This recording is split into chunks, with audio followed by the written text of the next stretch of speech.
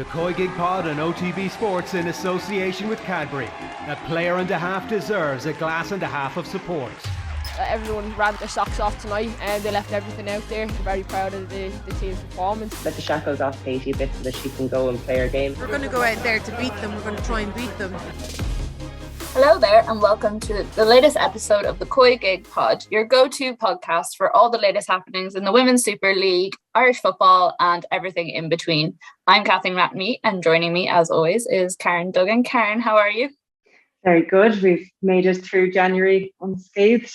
I know, well, very nearly. I still feel like there's a little bit to go with it being transfer deadline day and stuff. I'm still watching all the tickers go by. Well, men's transfer deadline day, we already had women's transfer deadline, which we'll be talking about a little bit later in the show. But we had a good weekend. Was it a more calm one than some of the more recent ones? It was. I think pre-season is putting schmuck on me now, putting a bit of manners on me. So that's probably for the best. But yeah, good weekend. Obviously, we didn't have WSL action, so pretty chilled, but keeping an eye on things that were going on during the week. And obviously, there was FA Cup going on as well. So interesting stuff going on there. Yeah, whenever I see it as a WSL weekend, I always say it's going to be a little bit quieter, and then it just ends up being busier than I ever thought it would be. But we survived, which is the main thing. The COYGIG Pod and OTB Sports, in its association with Cadbury FC, official snack partner to the Republic of Ireland women's national team.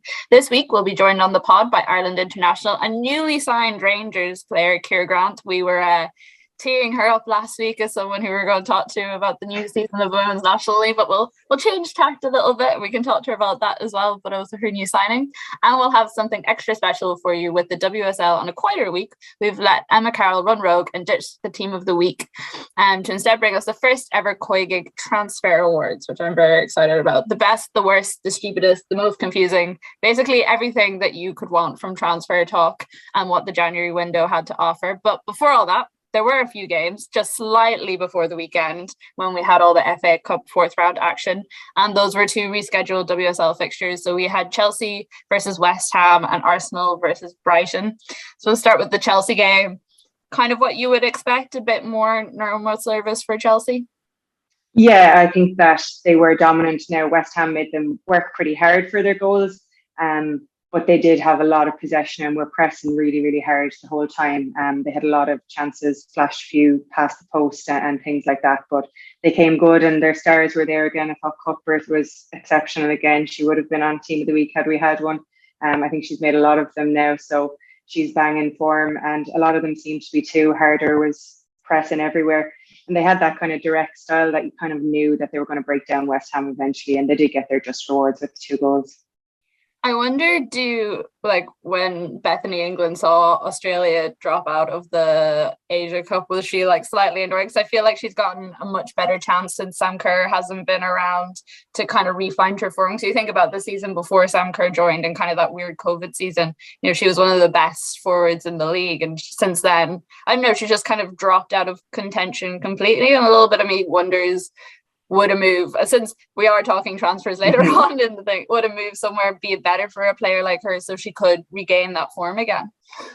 Possibly. It's an interesting point because obviously she wants to be playing for one of the top teams, but you saw she was on the pitch a couple of minutes and she got a goal, and she's that natural goal scorer, poacher, and they're very hard to come by. So you would think she'd be perfect for a team like maybe Man United or for Spurs, someone who needs a goal scorer, because she could be that kind of marquee striker that they all seem to have. Like Chelsea got Kerr, Miedema, now Blackstenius at Arsenal.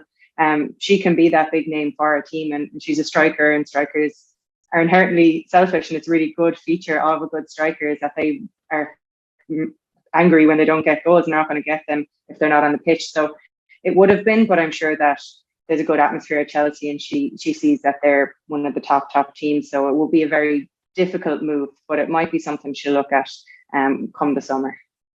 Yeah, it was an important evening for both sides, considering the results that both Arsenal and Chelsea have had recently. And we've talked about it quite a lot, and the fact that it was probably the first time I went into one of these evenings looking at them playing West Ham and Brighton, knowing that the two teams are technically on paper better, but also not really knowing what was going to happen. And for a little while in the Brighton game, it did look like Arsenal were going to slip up again and lose that slight lead over Chelsea at the top of the table. They did pull it back a little bit through Medina and a very, very nice free kick from Beth Mead. But I can't imagine United is feeling all that relaxed after that game. No, it was far from comprehensive. I mean, again, they had to go a goal down to kind of kickstart them in the game. I thought they were much better in the second half, kind of injected a bit more pace, but they weren't especially good in the first half. Now, I don't think Brighton were brilliant either. They're not on a brilliant run of form. They're starting to turn things around, and a draw there would have been brilliant. But they had the quality in the end. Like I said, Mead, her set piece delivery in the whole game were causing a threat. Medina could have scored within 4 minutes from one of those corners, and you saw what she did with the free kick. Excellent strike, nothing to take against it. I'd be scared because I'd just look at the positioning of the wall. I think Megan Walsh will be a little bit disappointed looking back on it, but not to take away from the strike. It was pace, power, precision. She had it all, and I think that for me, she was player of the match, and they needed her to be. Yeah, you could see Megan Walsh after the free kick went in was absolutely raging with her defenders in front of her. But I suppose as well, it's on her as much to kind of communicate with them to make sure that they're in the right place.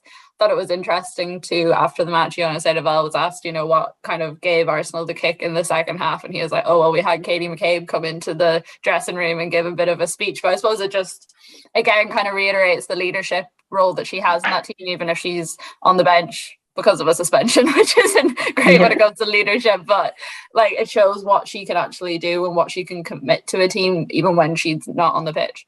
Yeah, well, she has that captain quality. She has the experience of doing that now, and she's not one of the young players in that dressing room anymore. And we all know what she has as a player. She's going to command respect, and it's oftentimes in games like those where they look to Katie to maybe put in a tackle, and that's why she has her suspension, because they've had to have that kick at times.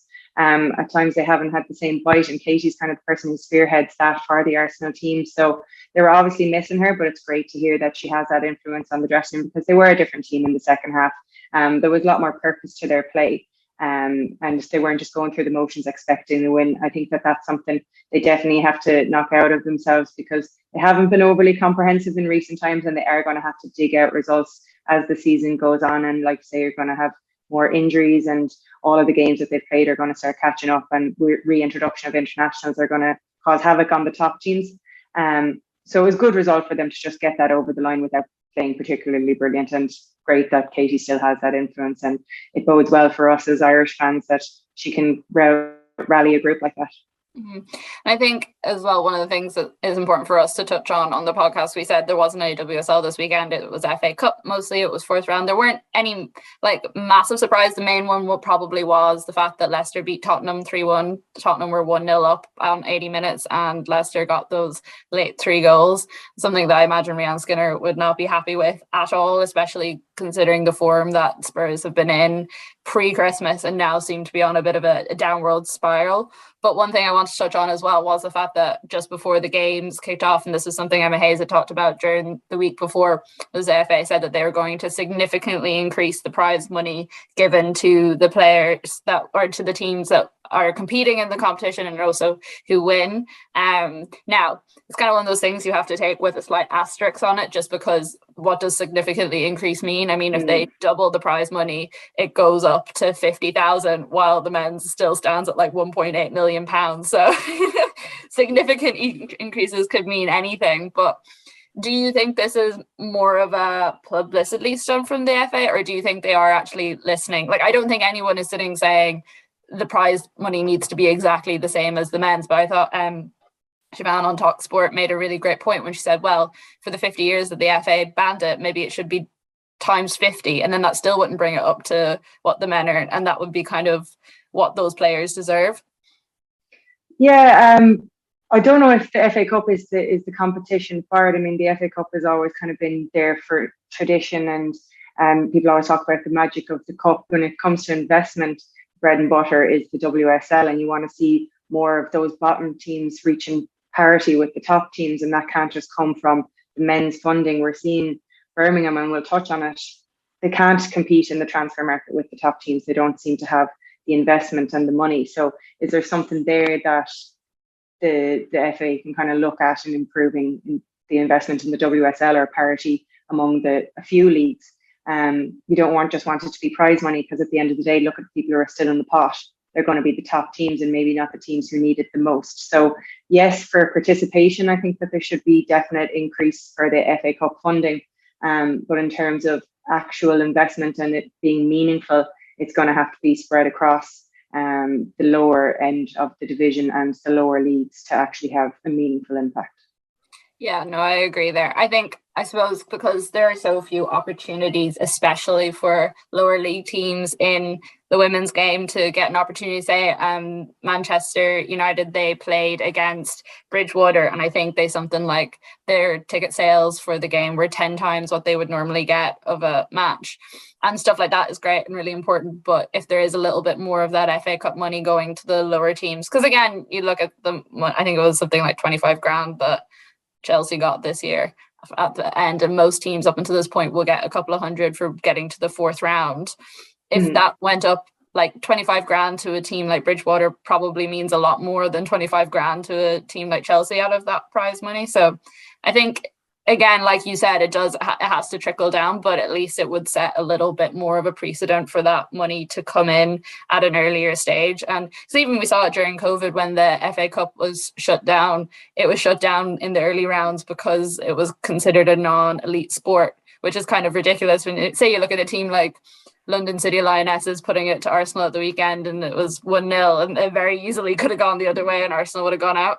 Again, maybe I'm falling into the magic of the cup, Yeah. Anyone can do a run at it, but and you get it less so, I think, a lot of the time actually in the women's game, that like these smaller teams do a run like maybe we see in the men's side. But I thought it was interesting. That's a good point. Yeah, I think that yes, the money being pumped into it should certainly be increased 10, 50-fold, maybe like Siobhan said, but I do think that it should start at the lower rounds, because that's where it would be most meaningful. It would be the same, like if you give 25 grand to a women's national league team here, it would nearly fund them for the full season, and probably similar to Bridgewater and teams like that. And that's going to just improve players not having to pay to play, and it's just going to make it a more professional setup all around. And these teams feed up into the WSL, so it's important not to forget about them. But yeah, definitely increasing the money is excellent. Just the divvying out of that is what needs to be looked at.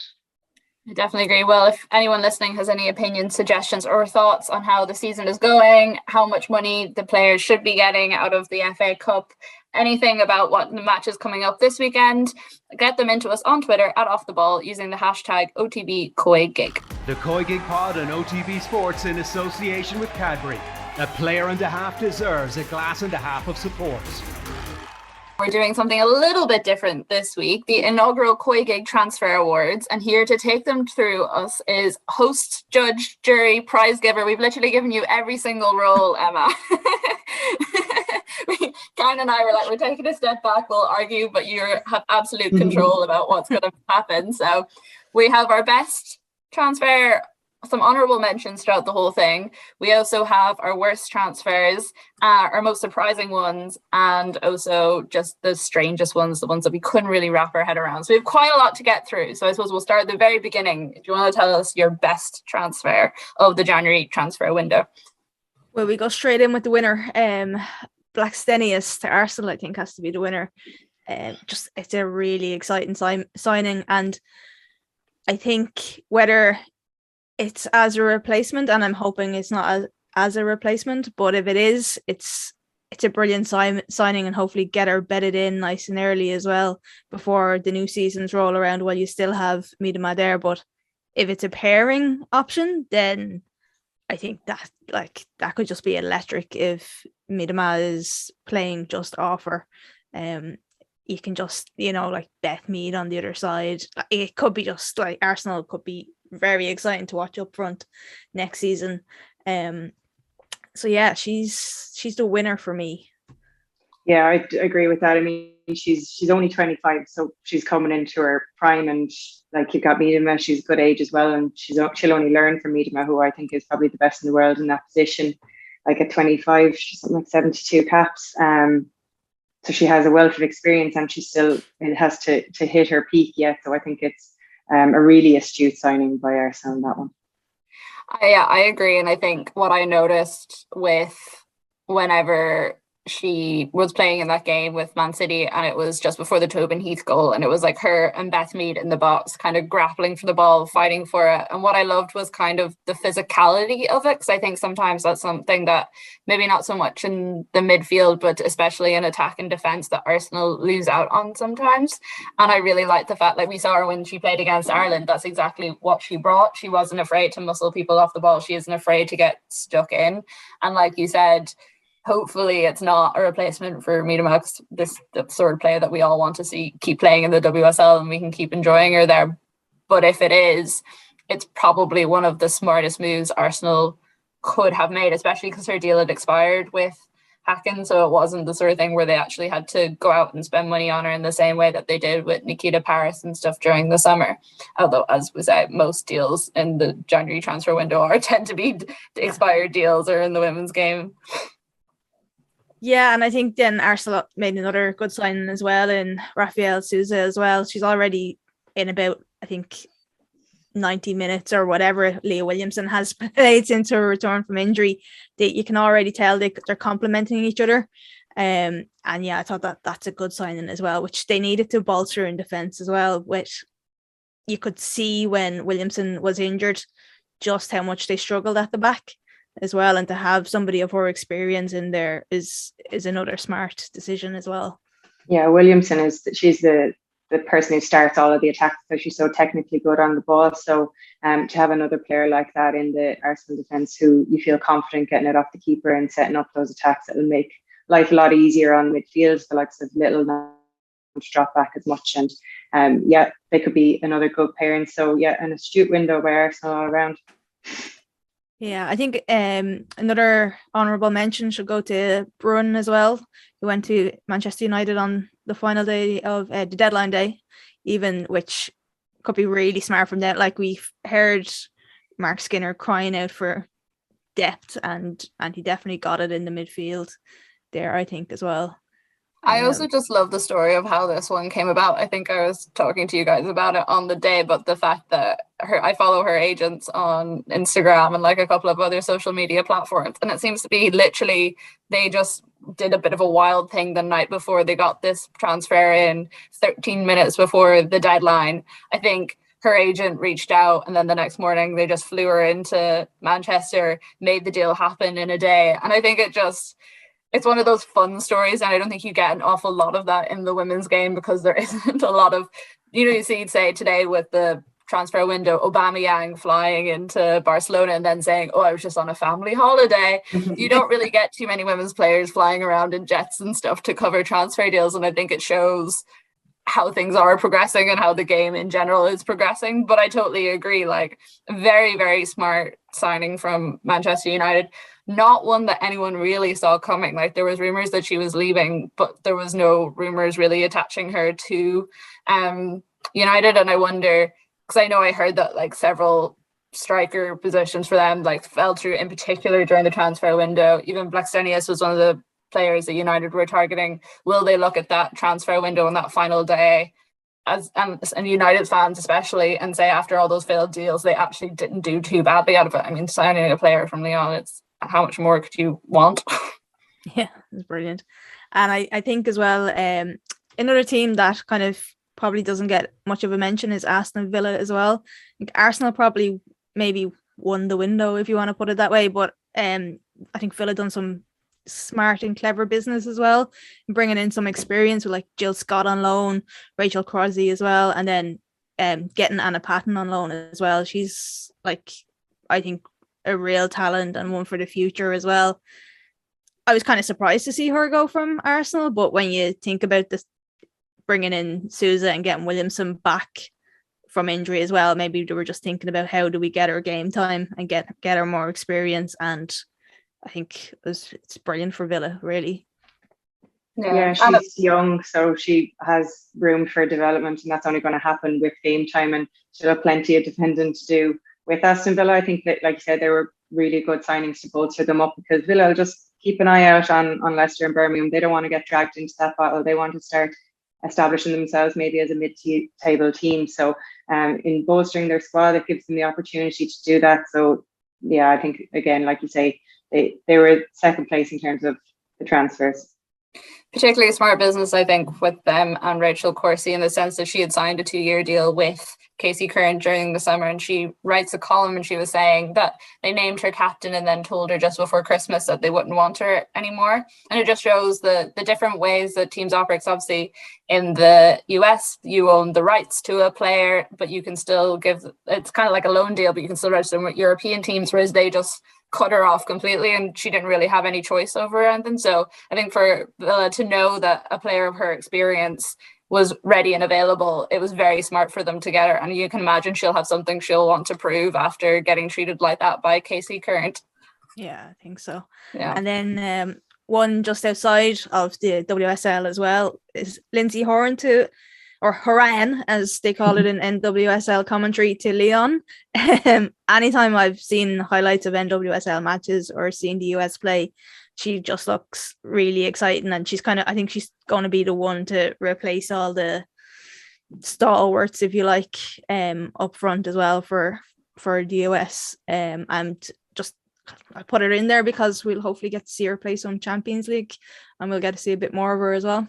Yeah, and she's incredibly knowledgeable when it comes to the French league. I mean, she skipped going into the draft system and went straight to France instead of college out of high school. She is going to be there with Katerina Macario. So from a US women's national team point of view, they will be delighted about that. It's kind of part of a whole new system the US seem to be running, where they do a bit more. They actually let players leave and go to different markets outside of the US, preferring to have kept them quite close, especially I suppose for like training purposes in previous years. So it's good to see that like they are letting more players come over to Europe, because obviously it's a lot easier to watch them when they're playing in the Champions League than staying up to watch highlights of the NWSL at 2-3 o'clock in the morning, which I've done many a time. And then to move on to our worst category. Yeah, I didn't do a worst signing as such, but I done a maybe a worst why didn't you sign. Manchester City signing a backup goalkeeper. Now I know Ellie Roebuck has just come back from injury in the FA Cup as well, but you don't know how long that's going to last, and they've had real issues without a goalkeeper.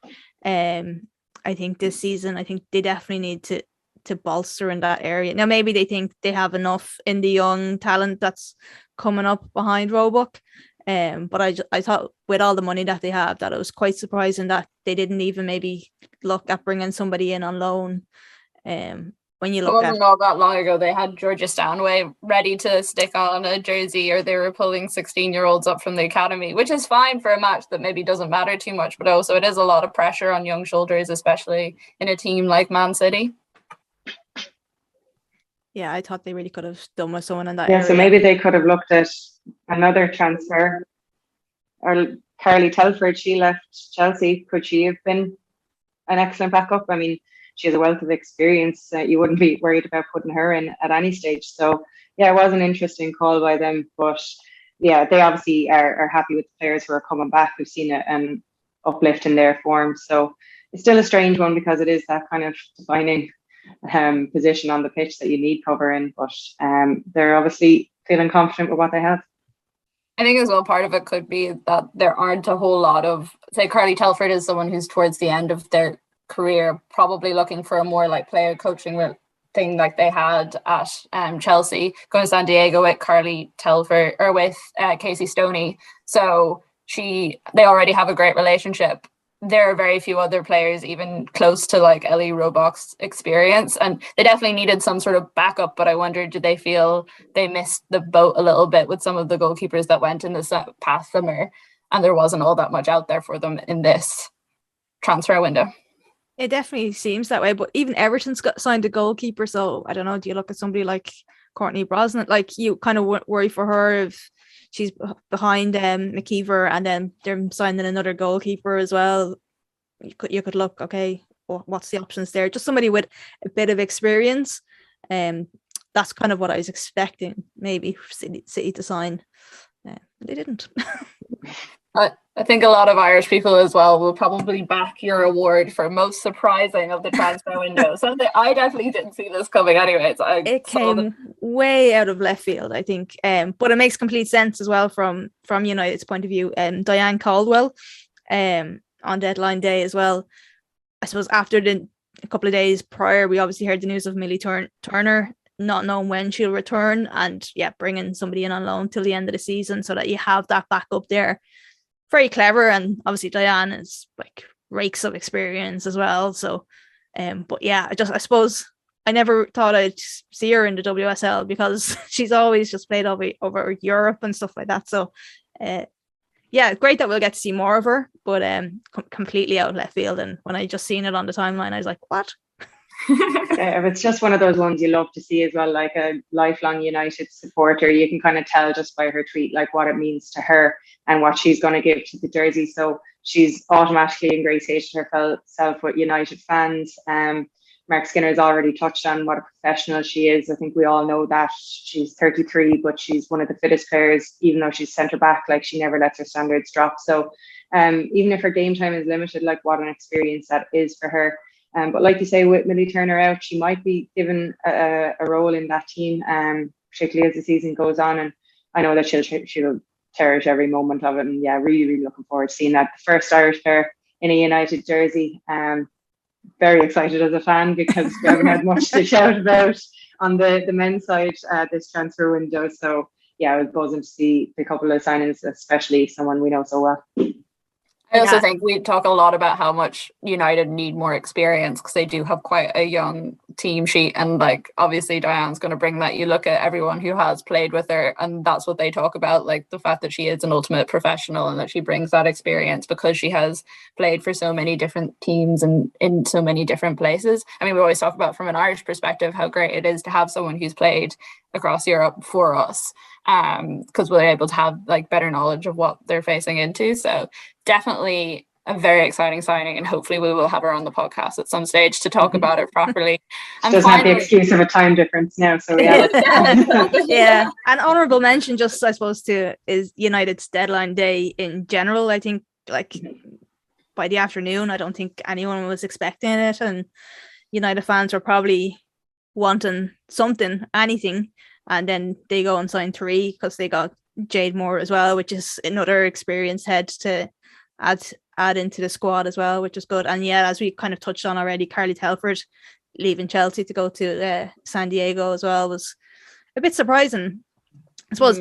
Not from a not getting game time point of view for the point that she is in her career, but she always just seems so ingrained and an important member of the Chelsea dressing room, just from purely looking at how the squad reacted to her leaving as well. And finally, Emma, for your most stupid or strangest one of the entire January transfer window, what did you go for? I feel like this is a club that they're going to hate us by the end of this podcast. Well, Birmingham just not doing anything. And Leicester similarly, they done a little bit, but like you'd think that a club in that position would want something, even if it's someone on loan, just to inject something fresh, give a bit of energy into the team and kind of try push on a bit and try get themselves out of trouble. But they just don't seem to have the backing. And yes, that's why I've got it in as most stupid, strangest decision not to do anything at all. I think we direct that at the higher ups in the club as opposed to the management. I mean, to me, that's just a clear sign of not having the backing. Like you say, someone on loan, someone who scored a few goals from WSL2, even looking maybe at the Irish League, could they have bolstered from there? They've chosen not to, and I think that you just kind of have to look at the behind the scenes action as to why that might be.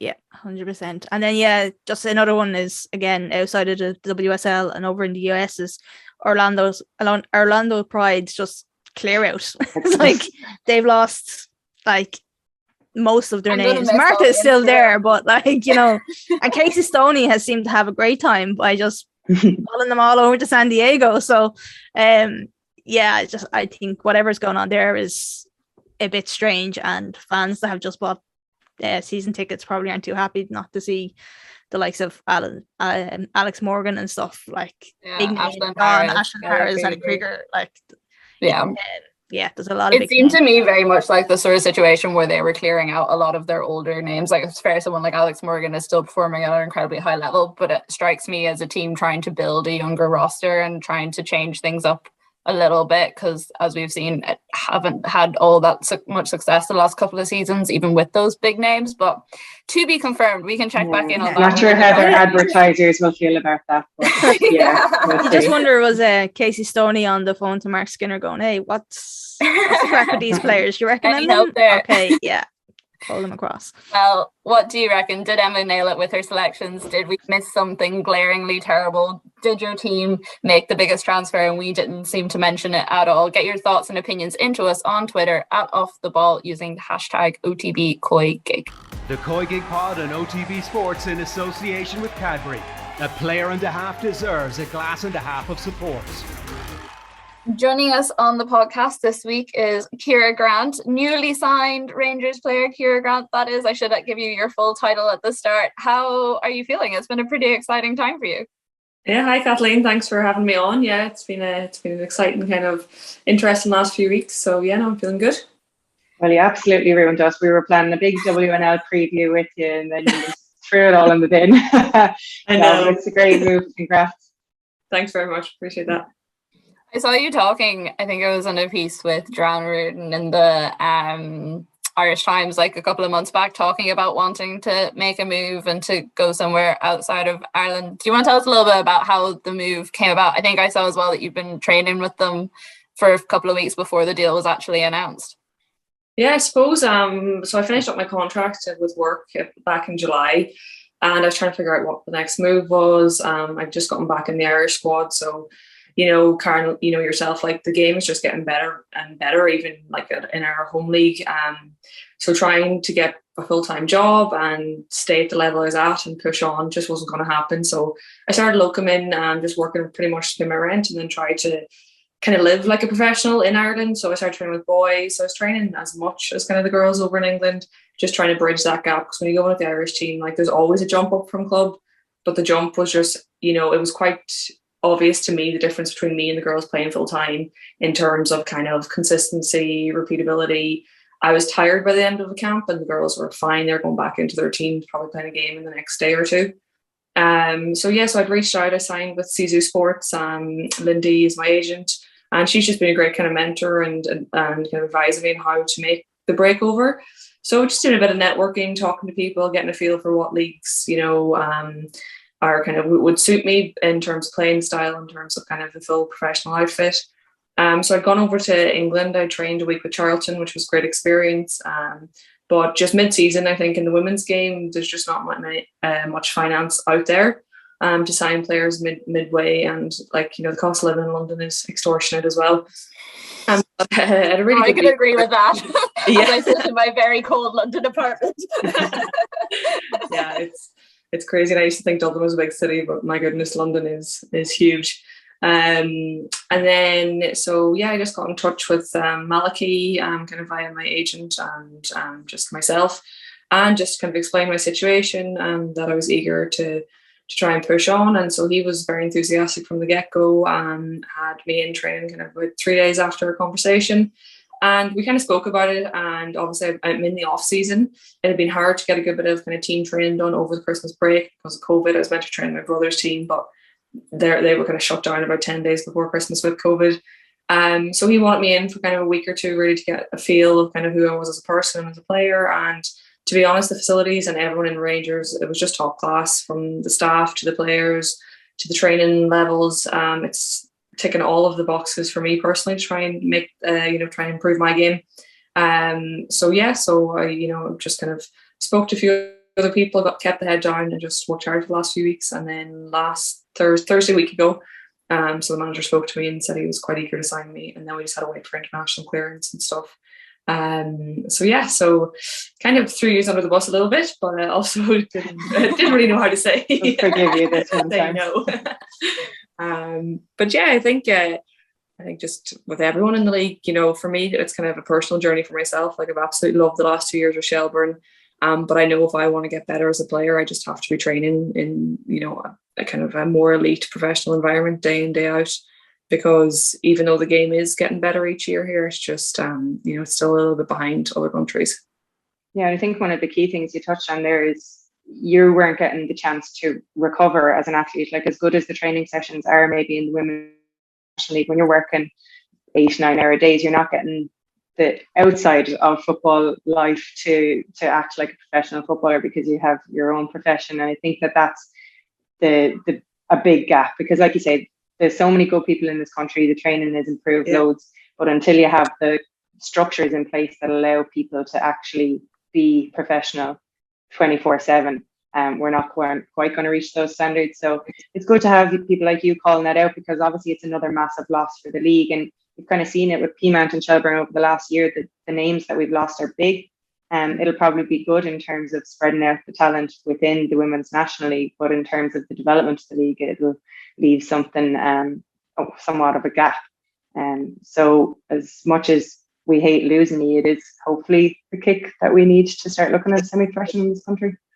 Yeah, absolutely. I think even you touched on the recovery there, like, you know yourself, Karen, you're working a full-time job and training to the best of your ability, but like to have any kind of, reaction to the training or, recovery is what you need. And, you train really hard and 3 times a week, and then you're awake probably 7 hours later into working, 9 to 5, probably a little bit extra, and then back maybe blasting out a gym session, going to the pitch, and you're kind of like, it's almost like the contact hours are quite similar, but yeah, there's just no time for rest and recovery. And for me, sleep is a big thing. Like, I think it's just the biggest kind of training benefit one can have.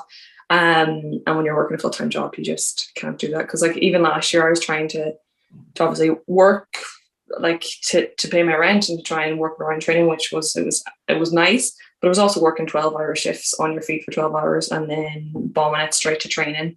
And I think after a few weeks of doing that, I was just like, this is high risk for injuries. And, getting a little bit older too. So everything just needs that little bit extra care every day. You have that experience behind you now. Sorry, Kathleen, just when you have the experience behind you now, you have your degree, you've work experience, and you obviously know that the longevity in a career isn't massive, particularly when you're working full time. So to make this step at 28, some people might see it as a big move, but it's just kind of a reprioritization of things you were doing anyway. Absolutely. And I suppose some people are like, oh, you're taking a lot of risk. I'm taking quite calculated risk. Like, as you said, I do have the very good benefit of my degree and you'll always do work there. But for me, it's 28-year-old making the move, because like yourself, we've been balancing everything our whole lives. I have this opportunity, that I kind of work towards and want to push on from. The game has changed in the last 6 years, so I'm kind of adapting to that as well. And, you've mentioned a lot of the names that have left the league, and they're new opportunities because of the growth of women's sport and women's football, in kind of global at the moment, but, predominantly in England and Scotland. And yes, we don't want to be the feeder league into Scotland and UK, but until we can start competing, I think, at a financial level, to allow us as players to make that bridge into semi-professional, professional, it's the only way it's really going to happen, because the more time we as players and management and staff can dedicate to the game, the better the game will get. You mentioned earlier that with your contract finishing up in work last summer, it kind of gave you an opportunity to maybe focus on things a bit more. Do you think, was this something that you would have liked to have done sooner in some regard, or is it if you had, say your contract hadn't ended last summer, was it something that you were still aiming to do soon enough because it's what you wanted? Yeah, absolutely. I think since I've come back into the National League, I had a great year in the North, playing with Sion, and that really just kind of relit the love of football back into me, and moved back up to Dublin straight away. I remember the first Shels training I went to, and everybody was bouncing the ball around me, and I was like, I don't know if I can do this anymore. But it was just so great to see, and even that, the 16, 17-year-olds are technical, Karen. It's insane. I went to watch Centre Provincials under 15s, and I was almost blushing on the sideline, being like, these are good.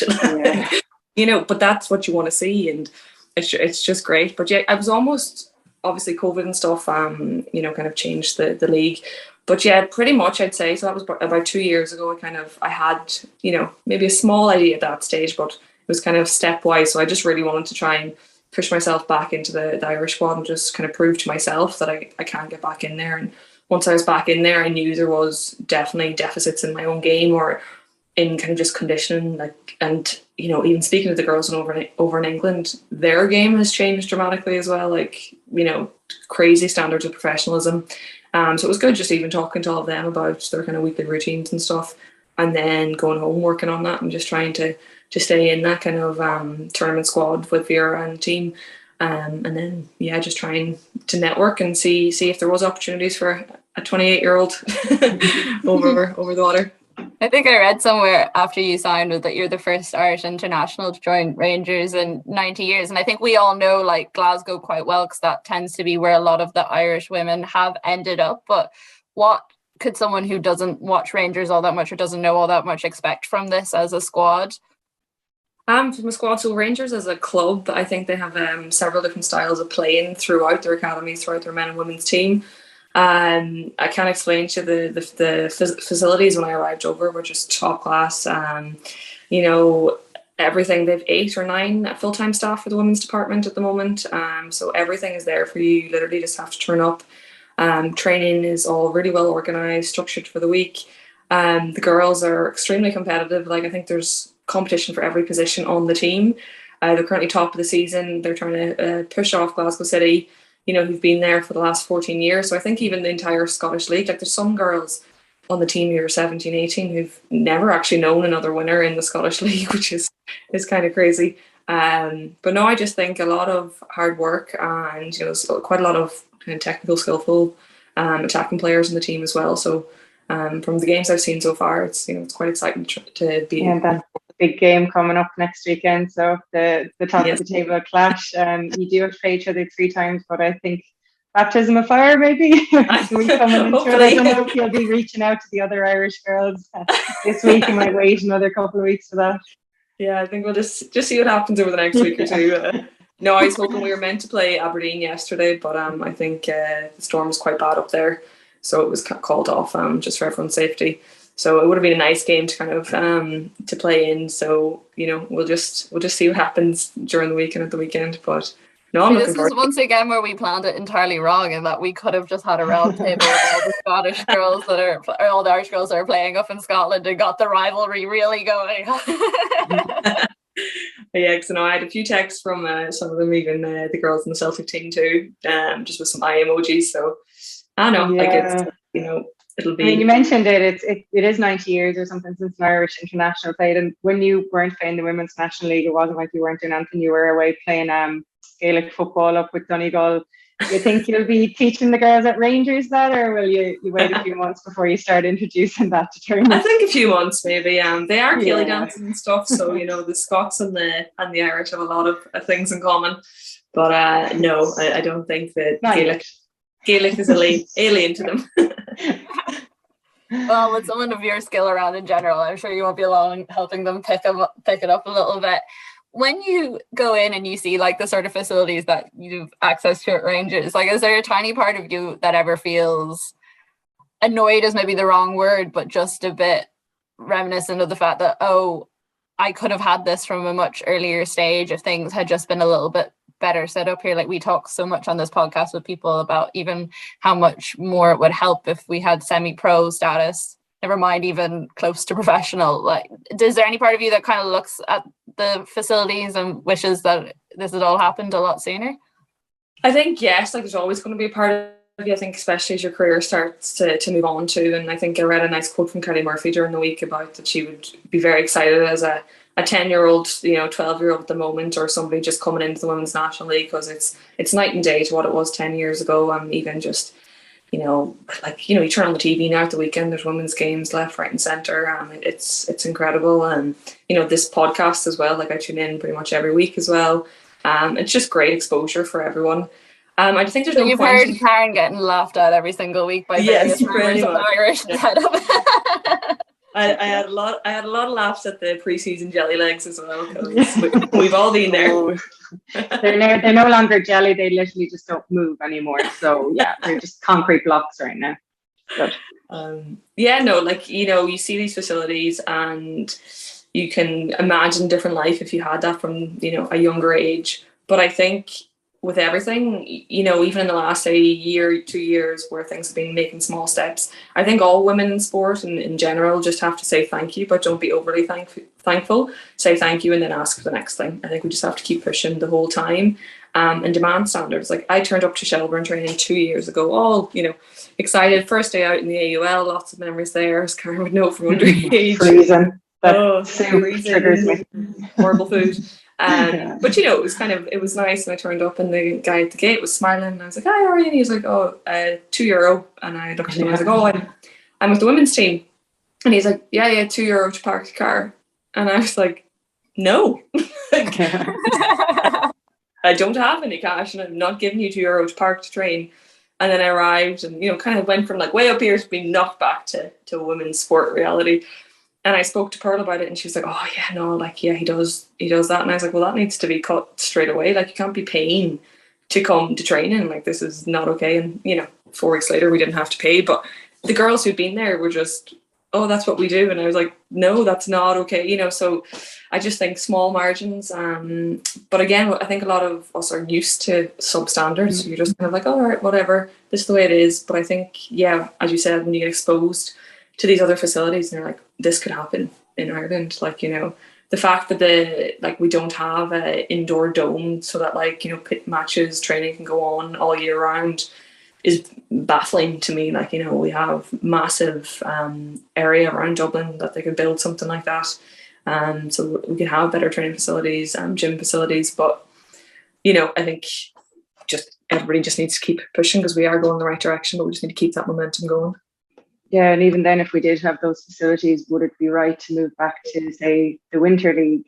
Because obviously we have such competition with the GAA that we lost you for a few years from the Women's National League. There are other people who we've lost who have chosen GAA over soccer for one reason or another, but it doesn't have to be the case, and it certainly doesn't have to be the case that early.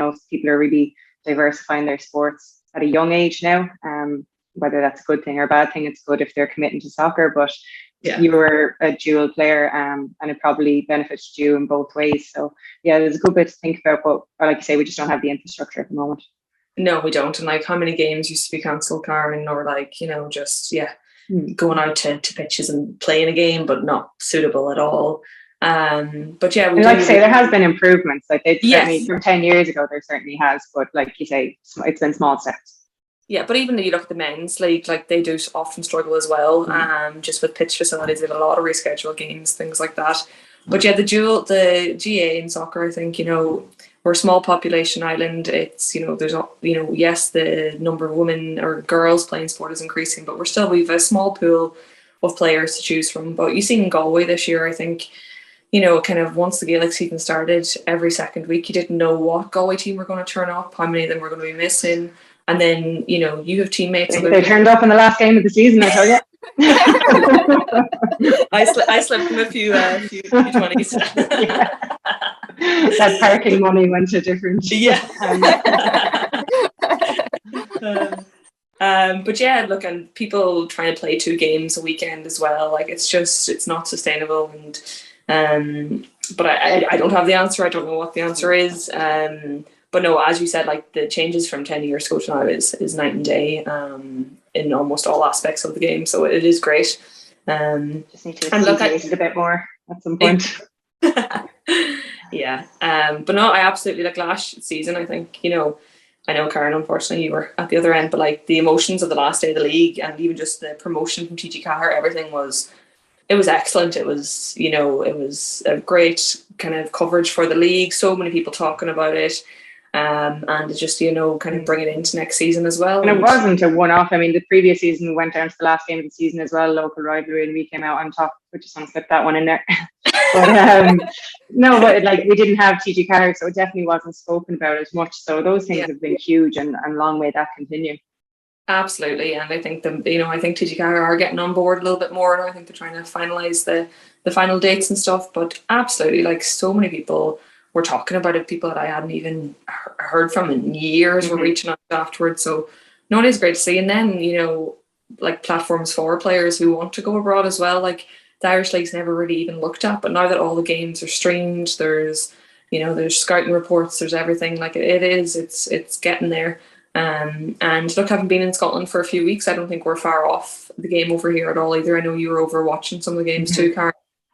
It's just, small advantages that they have, and it's full-time training. You just can't compete with it. Maybe once off you can compete with it, but not week in, week out. So what is from the summer up until the Christmas, if you were looking at kind of, improving your training, be more consistent in that and signing with a more professional team, what is for 2022, what is Ciara Grant's aim for the year? Well, the aim for the last few weeks has just been, try and get pen to paper and play full-time football. So really now it's just head down and enjoy the experience as well, enjoy kind of the off time as well, because I think we all live such busy lives too, so it's gonna be nice to have a little bit of time to myself in the evenings and try to figure out what I like to do again. Well, yeah, we're very much looking forward to following your journey, especially the derbies that are coming up soon. Yes. Thank you so much for joining us on the podcast. That's it for this week's COYGIG Pod on OTB Sports in association with Cadbury FC, official snack partner to the Republic of Ireland women's national team. We'll of course be back in your podcast feeds again next Tuesday, and who knows, we might actually have a team of the week that is a full slate of matches next week. Thanks for listening and chat soon. The COYGIG Pod on OTB Sports in association with Cadbury. A player and a half deserves a glass and a half of support.